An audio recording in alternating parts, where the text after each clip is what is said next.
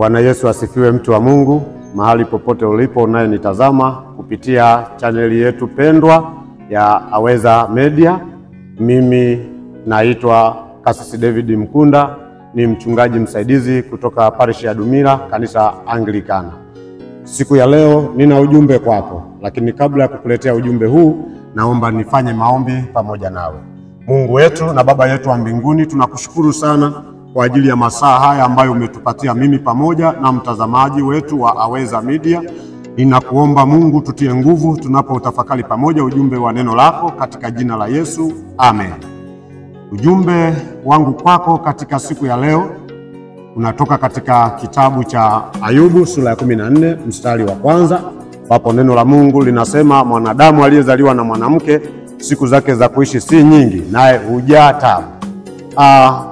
Ujumbe huu unataka kusema nini juu ya maisha yako?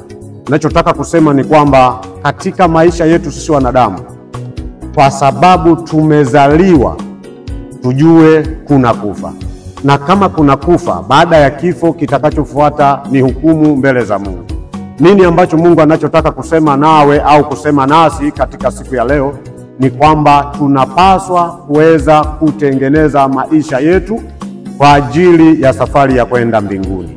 Maana yake tunapoishi hapa duniani tunatakiwa kutenda mema, na baada ya kufa tunaenda kwenye hukumu, na kila mmoja atahukumiwa sawasawa na yale aliyoyafanya akiwa hapa duniani.